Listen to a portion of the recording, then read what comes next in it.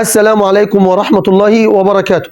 أظن إن شاء الله بالنسبة لوصف الاتنين مطبخ والسبلنسر والغسالة والترابيزة هتكلم على وصفهم وعلى شرحهم بكل دقة، ولكن بإذن الله قبل ما انتقل حابب إن أنا قبل ما أنسى أشرح الساعتين اللي معايا الساعتين دول بفضل الله حاجة كويسة جدا، وساعتين هاتف، بمعنى إن حضرتك لو معاك أي هاتف ونزلت البرنامج الخاص بكل ساعة إنك تتكلم من خلالهم وترد على الهاتف وتشتغل عادي في التطبيقات، واي شيء حابب ترد عليه او تسمع الصوت من خلال الساعتين مفيش اي مشكله. طبعا عندي الساعه دي كل اللي محتاجاه الشاحن، وعلى التجربه اللي هيجي عندي اشغلها له على الشاحن الخاص اللي معايا، ونفس نظام الساعه دي نفس نظام الساعه بتشتغل على موبايل وعلى هاتف مفيش اي مشكله، وصوتهم جميل وادائهم جميل جدا وصورتهم ممتازه، وعندي التاتش الخاص بيهم شغال تمام. حابب حضرتك تحط سكرينه لكل ساعه مفيش اي مشكله. سعر الساعه دي 400 جنيه والساعه الثانيه دي سعرها 250 جنيه. فان شاء الله هننتقل لوصف المطابخ ونرجع نختم الفيديو. بسم الله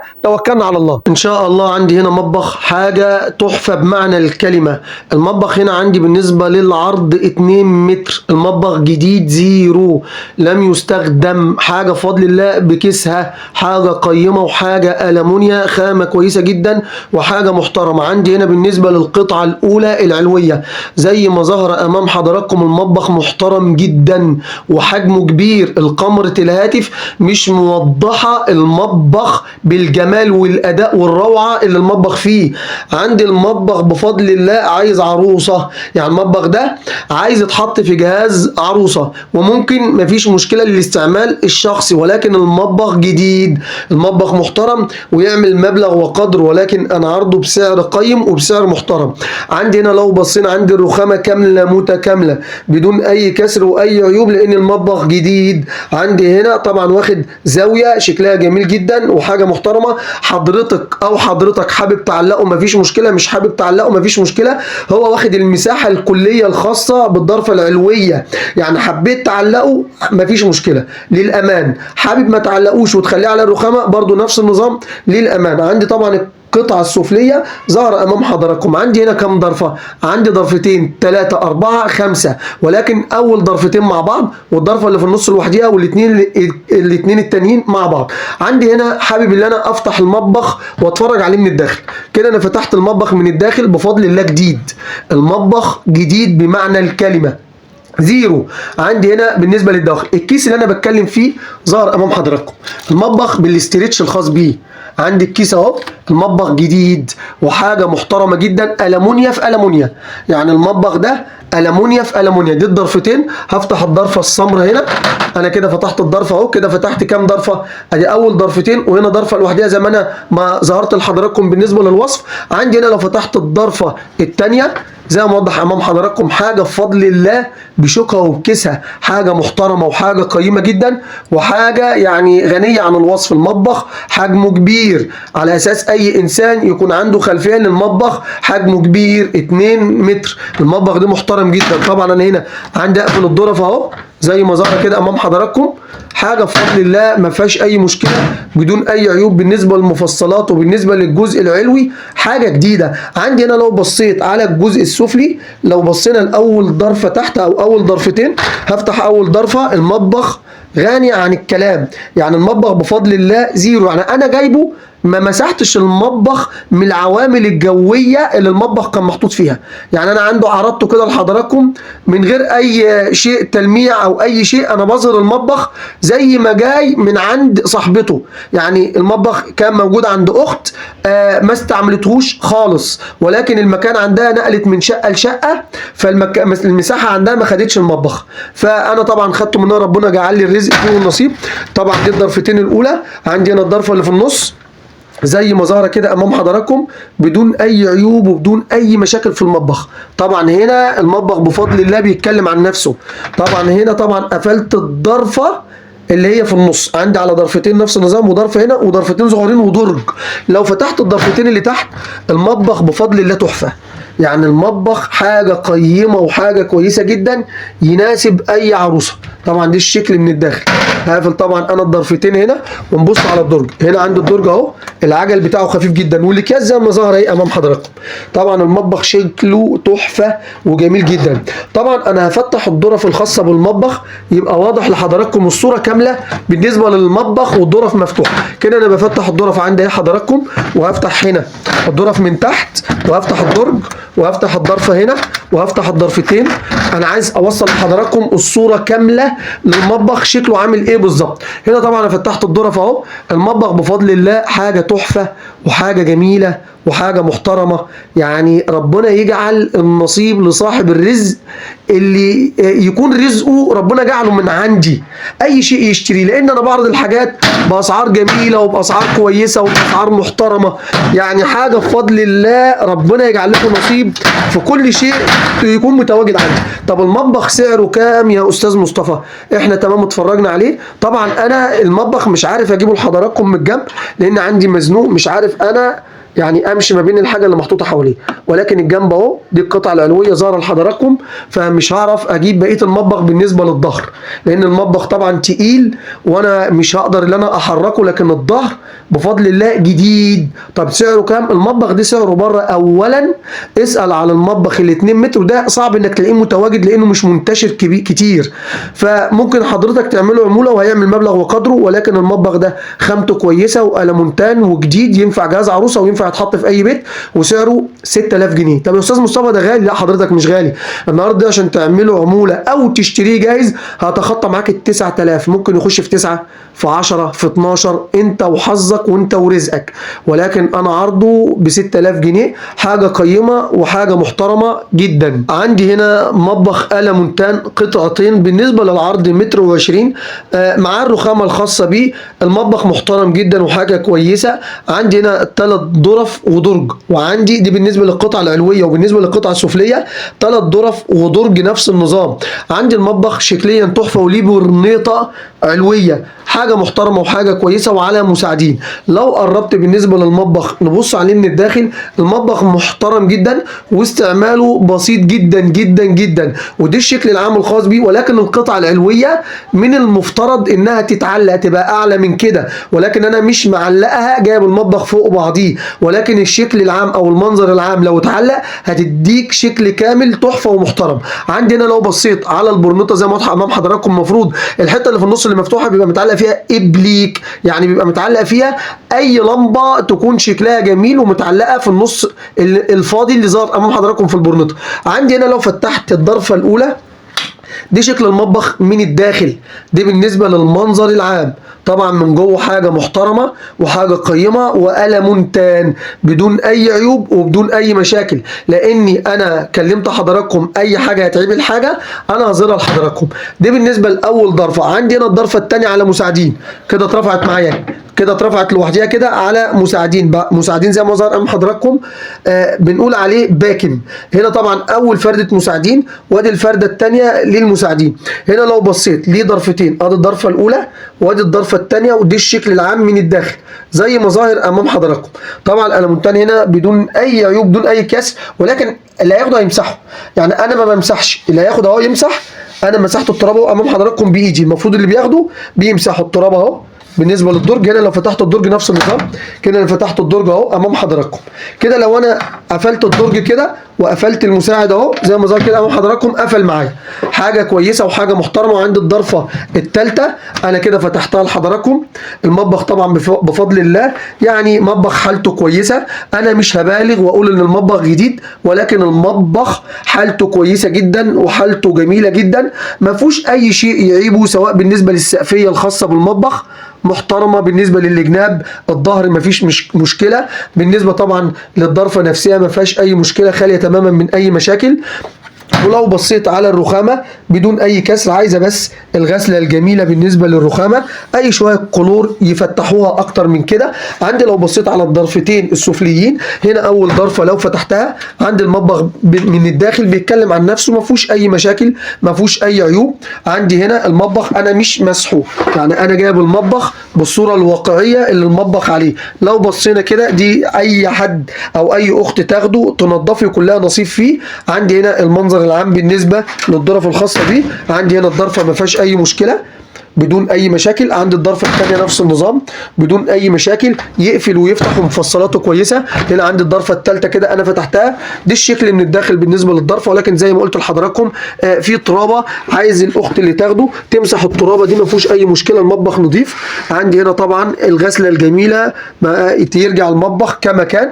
شكل الضرفه زي ما ظهر كده امام حضراتكم. عندي هنا اقفل الضرفه، عندي هنا درج، هفتح الدرج من الداخل. طبعا المطبخ غني عن الوصف، لاني انا بقرب الكاميرا وبظهر لحضراتكم الوصف كامل. هنا طبعا هفتح الظرف يبقى واصله الصوره ليكم كامله بالنسبه للمطبخ. افتح ضرفه الدرج، افتح الضرفه العلويه، هنا نبص للظرف اللي تحت نفتحها، نشوف المطبخ الشكل العام ليه وهو مفتوح عامل ايه بالظبط ومنظره ايه، يبقى واصل لحضراتكم المنظر العام بالنسبه للمطبخ. دي الشكل العام بالنسبه للمطبخ زي ما ظاهر كده في الصوره امام حضراتكم. ما فيهوش اي مشكله، خالي تماما من اي عيوب، من اي مشاكل. انا اي حاجه انا بظهرها لحضراتكم بدون اي تدليس. عندنا نقفل ان شاء الله بالنسبه للظرف. طبعا المطبخ ده مودرن يعني حديث، مش مطبخ قديم، لا من المطابخ الحديثه.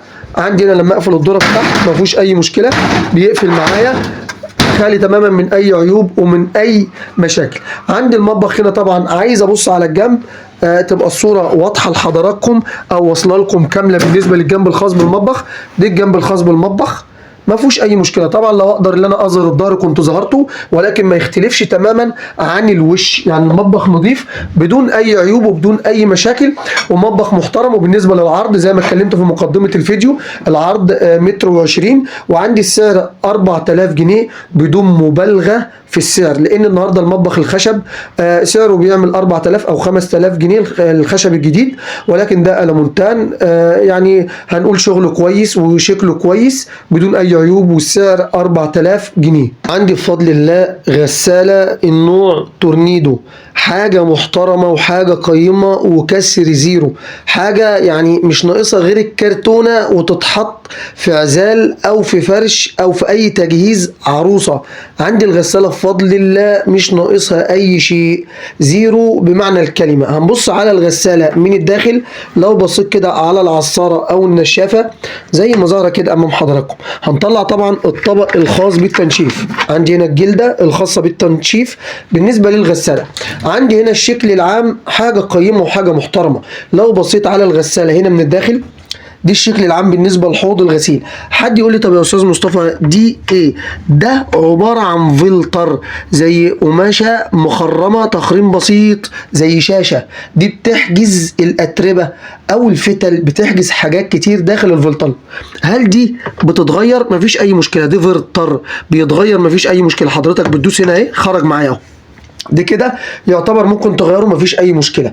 عندي هنا لو بصينا على الحله من الداخل مفيش اي مشكله يعيب الغساله، حاجه بفضل الله بمعنى الكلمه زيرو، يعني حاجه محترمه مش ناقصها غير الكرتونه وتتحط لجهاز عروسه. عندي هنا انا لو قفلت هنا الباب، طب انا عايز اشغل التايمر الخاص بالغسيل. عندي هنا طبعا انا هفتح الباب اهو لحضراتكم نبقى شايفين المروحه بتاع الغسيل وهي بتلف. طبعا انا مش حاطط ميه ومش حاطط اي حاجه، طبعا انا كده لفيت زي ما اوضح كده امام حضراتكم. عندي هنا الحله بتلف على الاتجاهين، اتجاه يمين واتجاه شمال. عندي طبعا ملهاش اي صوت، يعني الاتجاهات الخاصه بالحله بتاع الغسيل ملهاش اي صوت، بدون اي صوت وبدون اي مشاكل. عندي هنا طبعا ده حله حوض الغسيل.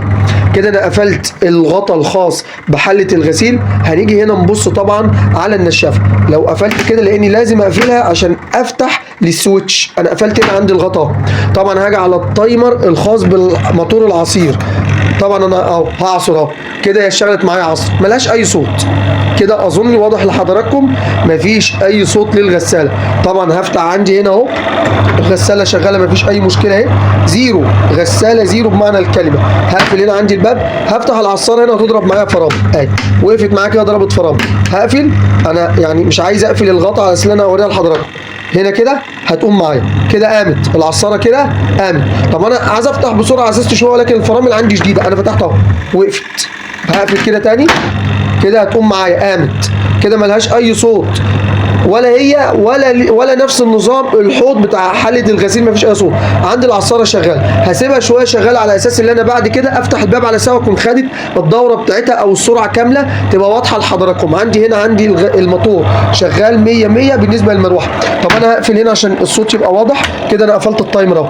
عندي بتاع الصرف، يعني هنا كده صرف، عندي غسيل قوي، عندي غسيل عادي كده، يعني ليها 3 مراحل. قلنا الغسيل العادي، قلنا غسيل قوي، قلنا هنا عندي الصرف شغاله 200%. وعندي هنا التايمر اللفه 45 دقيقه زي ما ظهر امام حضراتكم، 3 دقائق و6 دقائق و9 دقائق و12 دقيقه وربع ساعه. وعندي نفس النظام هنا 30 دقيقه، وهنا عندي لو ظابطها على ساعه. عندي الخرطوم الخاص لو حضرتك حابه توصليها لاي صرف انه يملى الغساله مفيش اي مشكله. يعني حضرتك لو حابه في اي حنفيه عندك عايزه تحطي ده في الحنفيه وباي افيز تقفليها وتملي الغساله عادي مفيش اي مشكله، من غير ما تمليها باي حله او تمليها باي كوبايه او شفشق كبير.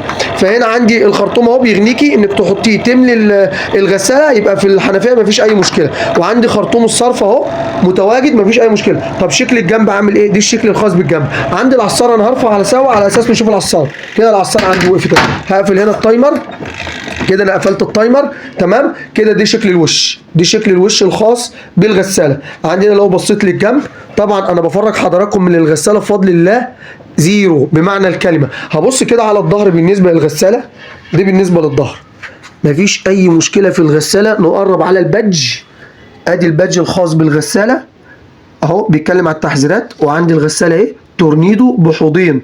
طب الغساله مكتوبه كام كيلو؟ مش مكتوبه كام كيلو على الغساله، ولكن الساعه الرتليه ممكن توضح لحضراتكم هي كام كيلو. وعلى ما اظن دي 7 كيلو، يعني ممكن حد يقول عليها 10 ولكن هي للامانه والمصداقيه 7 كيلو. دي شكل الجنب الاخير. الغساله بفضل الله زيرو، وغساله لقطه وغساله محترمه. طبعا الترنيدو غنيه عن التعريف. انا مش هتكلم في 5000 جنيه ولا هتكلم في 4000 جنيه، انا هتكلم في 3500 جنيه في غساله زي دي زيرو. لو في اي اخت عندها كرتونه تحطها في الكرتونه وتقفل بالشمبر ومفيش اي مشكله تحطها لبنتها في الجهاز ده، ولا عيب ولا حرام بالنسبه للوضع اللي احنا فيه الحالي بالنسبه للاسعار. طبعا الغساله دي والله العظيم تنفع عروسه. وانا طالما انا انسان على قد حالي اقسم بالله انا احطها كده على عربيه العزال بنفس الشيء كده وبنفس الشكل من غير كرتونه ولا نيله، ما يهمنيش كلام الناس، المهم ان انا سطرت بنتي وخلاص. دي بالنسبه للغساله. ان شاء الله بالنسبه للوصف السبلنسر او الكولدير او القاروره زي ما موضحه امام حضراتكم في الصوره. عندي اي عيوب او اي مميزات انا هذكرها لحضراتكم، وبالنسبه للسعر انا هتكلم فيه. ولكن هنا عندي المنظر العام هنتفرج عليه. عندي هنا على حنفيتين وعلى حافظه. لو انا جيت هنا فتحت الباب الخاص بالحافظه زي ما ظهر امام حضراتكم من الداخل، دي حافظه مش فليزر عشان ما يختلطش الامور على حضراتكم. حافظه فقط ما بتشتغلش فليزر.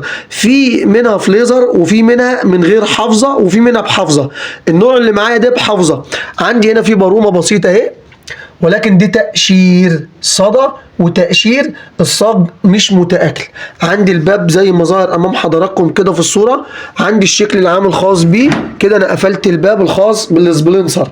عندي هنا على حنفيتين المفروض بارد والمفروض ساخن. عندي ده الشكل الامامي. عندي هنا لو بصينا على الجنب مفيهوش اي مشكله. الجنب عندي هنا صاج بالنسبه للسبلنسر، هنا دي بالنسبه للجنب. عندي هنا بالنسبه للظهر عندي طبعا هنا بالنسبه للحنفيات اون واوف، هنا تشغيل وفصل. عندي هنا التبريد والسخن. عندي هنا على شبكه وعلى موتور. وعندي هنا طبعا مش على كارته على فكره، لان الكارته بيبقى ايه حاجه مش قيمه. عندي هنا البادج الخاص بالسبلنسر لو حد حابب ياخده سكرين. عندي هنا العيب الاول سايح بالنسبه للوش البلاستيك. هل ده يعيبه؟ ما يعيبوش. الوش ده بيتباع مفيش اي مشكله بيتغير، ولكن انا حبيت اوضح لحضراتكم اي حاجه باينه فيه بالنسبه للعيوب. ولكن في حاجات نقول عيوب تعيبه وفي حاجات ما لا تذكر بالنسبه للعيوب. هنا شكل الجنب الثاني. هنا لو رفعت القاروره عندي هنا المفروض بيبقى ليه وش هنا بلاستيك. الوش البلاستيك ممكن اكون خدته معاه ولكن ما اعرفش راح مني فين. عندي الوش هنا سايح، هل ده بيتغير؟ ده بيتغير مفيش مشكله. حابب تشتغل بيه على كده مفيش مشكله. الوش ده حضرتك حابب تجيبه من نجيب الريحاني بيتباع مفيش اي مشكله. وعندي القاعده هنا، في قاعده هنا المفروض حضرتك لما بتيجي تفتح الحنفيه ففي ميه بتنزل، فالمفروض بتنزل هنا على القاعده. القاعده دي مش موجوده معاه، يعني انا ممكن اكون خدتها ولكن القاعده مش موجوده معاه اثناء التشغيل وحضرتك فاتح الحنفيه. لو بصيت من الداخل انا كنت مشغله عمل معايا، المفروض ما يعملش التلج ده تلج، يعني عمل معايا تلج اهو من الداخل. ده كده شديد جدا، كده الموتور الخاص بالتبريد شديد ما بيفصلش. ايه كده المشكله اللي فيه؟ كده الترموستات ما بتفصلش معايا. هل يديني اداء عالي؟ يديك اداء عالي جدا، ولكن الافضل انك يعني للامان تشتري ترموستات خارجيه عامله 160 جنيه بتظبطها على سواء للسبلنسر او ثلاجه او تكييف او اي شيء، بيبقى شغال عليها الترموستات، بتديها مثلا امر بالتشغيل لمده ساعتين وفصل انها تتوقف عن العمل لمده ربع ساعه. هي عمل التلج معايا ولكن السخن مش شغال. هل انا واثق انه مش شغال؟ انا جربتها تجربه عاديه لان اشتغلت معايا حوالي 4 ساعات او 3 ساعات عملت معايا التلج ده، بس هو شغال كويس، تبريد 10/10. السخن حابب ترجع لاي فني مفيش مشكله، حابب تجيب له الحاجات اللي قلت لك عليها مفيش مشكله. دي سعره 1500 جنيه، ما تجيش على سعر موتوره لان الموتور الخاص بالسبلنسر او الكولدير عامل 1500 جنيه في شارع كولوبيه. لا انا هديك السبلنسر كامل بالشبكه وبيبرد معاك 10/10 عامل 1500 جنيه. اظن انا وضحت بالنسبه للعيوب وبالنسبه للمميزات، انا ما قلتش اي شيء خارجه عن اللي انا وصفته للشرح والوصف واللي عينيا شافته. عندي هنا ترابيزه خاصه بشاشات ال LCD والريسيفر والسماعات بدون اي مشكله بدون اي عيوب. عندي الازاز كامل الفاميه مش متقشر ولا فيه اي كسر او اي تنميله او اي شعرايه مش مشعر. عندي هنا طبعا الخاصه بالمسند ده المونيا، وعندي الظهر هنا من تحت كده ألمونيا. عندي الدراعات ما فيهاش اي مشكله بالنسبه للحوامل زي ما وضحها امام حضراتكم، ولكن انا عارض السعر 400 جنيه. فيها اي مشكله واي عيوب؟ هي ناقصه رجل واحده فقط لا غير. هل ده يعيبها؟ لا ما يعيبهاش على الاطلاق. ممكن حضرتك لو حابب تستعملها على كده، هي متماسكه وجامده. حابب حضرتك تركب اي ماسوره ما فيش اي مشكله. ادي المنظر العام بالخاص بالترابيزه ما فيهاش اي مشكله وبدون اي عيوب غير اللي انا ظهرته لحضراتكم. عندي هنا الرجل اللي ناقصه امام حضراتكم كده اللي ظاهره في الصوره، ولكن هي متماسكه بدون اي مشاكل واي عيوب، واظن 400 جنيه سعر غير مبالغ فيه. حضرتك حابب تضيف اي رجل عموله بالنسبه تكون رجل شكل ارابيسك خشب مفيش مشكله، بالنسبه لاي ماسوره خفيفه بتاعه ستاره مفيش اي مشكله، عايز تشتغل بيها على كده مفيش اي مشكله، وهي جامده وبدون اي مشاكل وسعرها النهائي 400 جنيه. عندي هنا ترابيزه تلفزيون ممكن تستعملها لاي اغراض سواء جزامه او اي حاجه حضرتك حابب تستخدمها لاي استخدامات. عندي هنا الترابيزه خشب كونتر، ترابيزه تقيله وترابيزه محترمه، ترابيزه قيمه جدا، وانا مش عارضها بفلوس، يعني عارضها بسعر بسيط جدا. اي عيوب فيها انا هظهرها. عندي الترابيزه سعرها 300 جنيه، اظن 300 جنيه سعر غير مبالغ فيه على الاطلاق. عندي الشكل العام بالنسبه للترابيزه زي ما ظهر امام حضراتكم. طب الترابيزه ممكن نتفرج عليها من الداخل، نبص عليها بصه من الداخل ما فيهاش اي مشكله. الترابيزه حالتها كويسه، مش هنقول جديده، ولكن الترابيزه بعض الاشياء اللي تعبها انا هتكلم فيها، ولكن ده ما يعتبرش عيب غير اللي انا هقوله لحضراتكم. عندي هنا لو شلت الضرفه الاولى دي الضرفه من تحت، عايزه هنا اولا اي حاجه بالنسبه للاقره، يعني حاجه او زرار يتمسك منها تفتح الضرفه. طبعا عندي هنا الضرف انا شلتها اهي، اشيل الضرف بايدي اهي. طبعا عندي هنا المفصلات موجوده، المفصله فوق موجوده، عايزه مفصله هنا تحت مفيش اي مشكله. عندي طبعا في ده ابلكاشه ولكن هو كونتر ما فيهاش اي مشكله يعيبها. طبعا حضرتك لو جبت المفصله تمسك معاك مفيش اي مشكله. دي الشكل من الداخل بالنسبه للترابيزه. عندي المفصله الاولى والثانيه هنا موجودين، عندي هنا نفس النظام في مفصله ناقصه. طب الخشب نظامه ايه؟ الخشب اهو تقيل، عندي الخشب خشب كويس وخشب محترم، والترابيزه ما فيهاش اي مشكله غير اللي انا بذكره لحضراتكم. عندي هنا بالنسبه للظرف ظرف كونتر ما فيهاش اي مشكله، وعندي هنا الخشب كونتر. هنا لو بصيت على الرف من الداخل هنا طبعا الابلكاشه اللي في الظهر عايزه ابلكاشه او حضرتك تسمرها، دي حاجه ترجع لحضرتك. هنا نفس النظام ما فيش اي مشكله. على الخشب اللي جناب ما فيهوش اي مشكله، خشب الجنب الثاني ما فيهوش اي مشكله، الخشب اللي هو القرص من فوق نفس النظام ما فيهوش اي مشكله. مشكله؟ طبعا هنبص من الجنب، الجنب برضو نفس النظام ما فيهوش اي مشكله، الجنب عندي كويس خالي تماما من اي مشاكل. طبعا الظهر عندي بس هو اللي فيه مشكله، ده لوح الابلكاش من ورا. حضرتك حابب تغيره ماشي، مش حابب تغيره حاجه ترجع لحضرتك، لان ده هيبقى منه للحيطه. عندي فيه خرم اهو وفي خرم اهو كده تمام، ما فيهوش اخرام تاني، ولكن اهو الخشبيه مكسوره اهي. دي الابلكاشه انا بظهرها لحضراتكم اهي، شلتها بايدي انا اهو، دي الابلكاشه اهي كده تمام كده واضح الصوره، ولكن سعرها بسيط لان انا عارضها ب 300 جنيه. حضرتك حابب تخليها من هنا للحيطه عادي اهو. ده الجنب الايه اللي انا ما ظهرتوش لحضراتكم، كده ظهرت كل حاجه بالنسبه للترابيزه خاليه من اي مشاكل او اي عيوب غير اللي انا ذكرتها لحضراتكم. الابلكاشه دي ما تعبهاش، يعني دي هتبقى منها للظهر. عندي هنا لو بصيت للترابيزه انا هقلبها اهي تبقى ظاهره لحضراتكم كده، انا قلبت الترابيزه من الداخل كده. ادي المنظر العام بالنسبه للترابيزه. وبالنسبه للعجل اهو، العجل كامل ما فيهوش اي مشكله. طبعا ما فيش اكتر من كده توضيح، وما فيش اكتر من كده يعني الانسان يراعي ربنا في اكل عيشه انه يكون عرضه 200%. الترابيزه والله العظيم الترابيزه حلوه ما فيهاش اي مشكله. طبعا المفروض ما احلفش على التجاره، ولكن انا عايز اوصل لكم الامانه في المعلومات. اهي ترابيزه ما فيهاش اي مشكله. لو انا جبت الضرفتين ضرفتين محترمين الكونتر، ادي اول ضرفه اهي وادي الضرفه الثانيه، دي بالنسبه لشكل الظهر وبالنسبه لشكل الوش ما فيهاش اي مشكله. اللي ياخدها طبعا بفضل الله يبتدي يركب المفصلات سهله، عايز يستغنى عن الابلكاشه او يركبها برده ما فيش اي مشكله على كده تشتغل.